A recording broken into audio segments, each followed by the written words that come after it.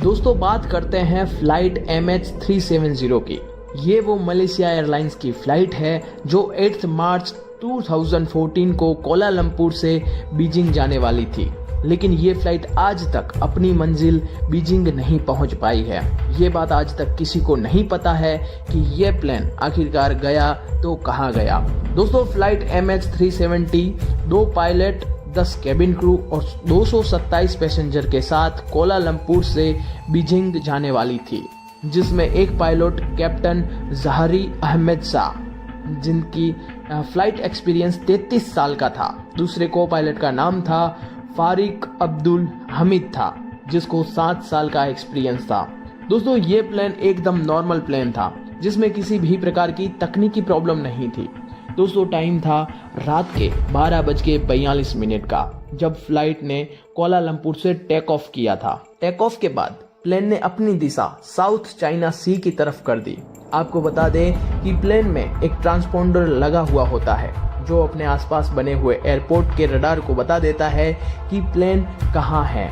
रात के 1:19 को प्लेन जब अपना कनेक्शन मलेशिया से छोड़ने वाला होता है और वियतनाम को कांटेक्ट करने वाला होता है, तब कोलालमपुर के कंट्रोल टावर ने आखिरी बार कैप्टन जहरी से कांटेक्ट किया और ये आखिरी शब्द बोले, Malaysian 370, Malaysian 370, contact Ho Chi Minh 120.9. Good night.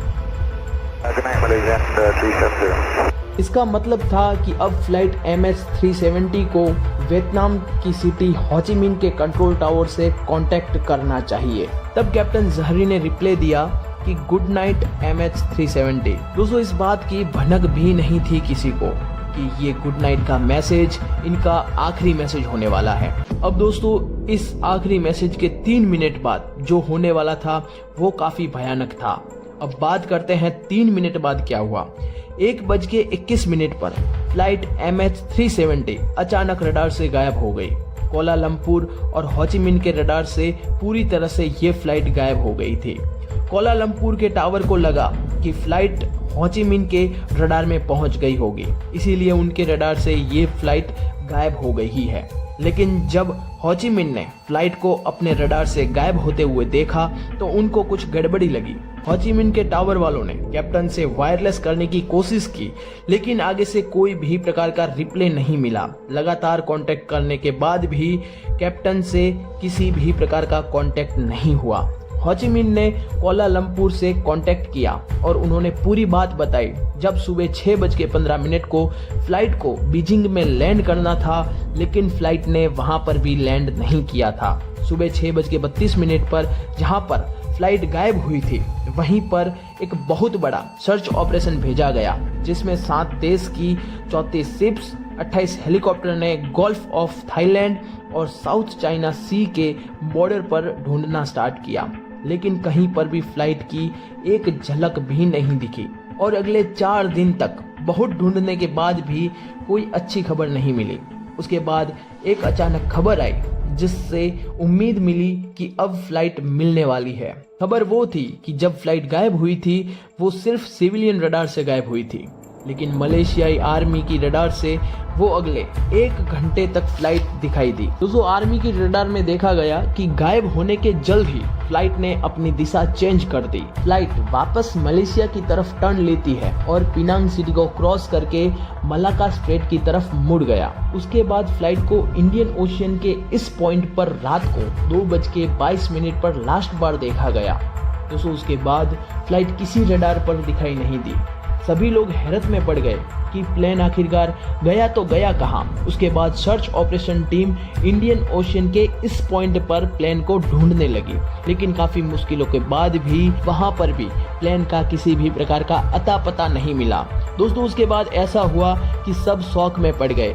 Plane ने खुद से 35,000 किलोमीटर दूर एक सैटेलाइट से कांटेक्ट करने की कोशिश की।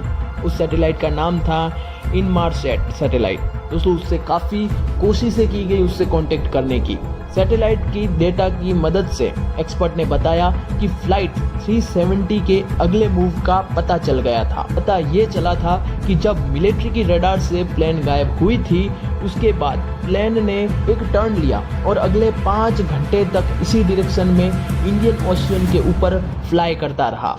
सुबह 8:19 पर प्लेन ने आखिरी बार सैटेलाइट से कनेक्शन बनाने की कोशिश की और उसके बाद फ्लाइट MH370 ना तो किसी सैटेलाइट से कांटेक्ट करने की कोशिश की और ना ही किसी रडार पर दिखाई दी। इसके बाद प्लेन कहाँ गया किसी को नहीं मालूम। एक्सपर्ट और इन्वेस्टिगेशन का मानना है ऑस्ट्रेलिया से 2000 किलोमीटर दूर इंडियन ओशियन के इस पॉइंट पर लास्ट कनेक्शन सैटेलाइट से टूटा था। दोस्तों एक्सपर्ट का मानना है कि इसी जगह पर फ्यूल खत्म होने की वजह से पानी में ही फ्लाइट MH370 क्रैश कर गई होगी।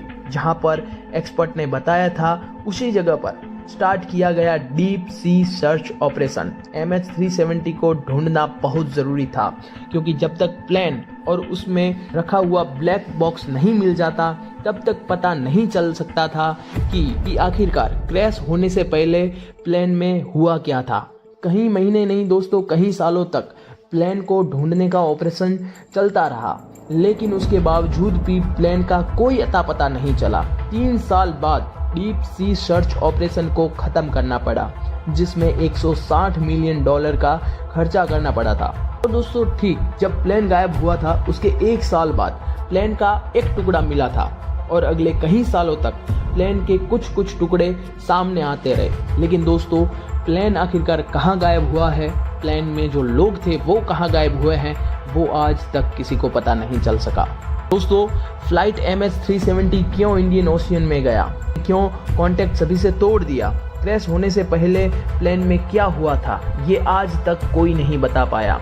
काफी एक्सपर्ट और इन्वेस्टिगेशन का मानना है कि प्लेन हाईजैक हो गया था और कुछ लोग बताते हैं कि इलेक्ट्रिकी तकनीकी प्रॉब्लम के कारण प्लेन का अचानक कांटेक्ट टूट गया था और ऑक्सीजन की कमी के कारण सभी लोग बेहोश हो गए थे।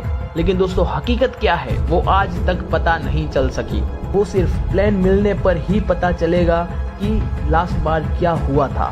दोस्तों आपको बता दें कि फरवरी 2022 में एक British air space engineer Richard Godfrey ने दावा किया है कि वीक सिग्नल प्रोपगेशन एनालिसिस के जरिए उसने प्लेन की असल लोकेशन का पता लगा लिया है। और जो रिचर्ड ने लोकेशन बताई है वो लोकेशन ठीक उसी जगह पर है जहां प्लेन आखिरी बार गायब हुआ था। रिचर्ड ने बताया है कि ठीक इंडियन ओशियन की इस पॉइंट पर 4000 मीटर पानी के अंदर ये हवाई जहाज मौजूद है। अगर आप चाहें तो वहां पर ढूंढ सकते हैं।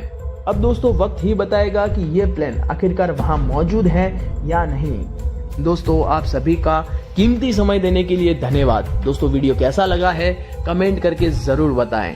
धन्यवाद। जय हिंद, भारत माता की जय। वीडियो को लाइक करो, चैनल को सब्सक्राइब करो। जय हिंद।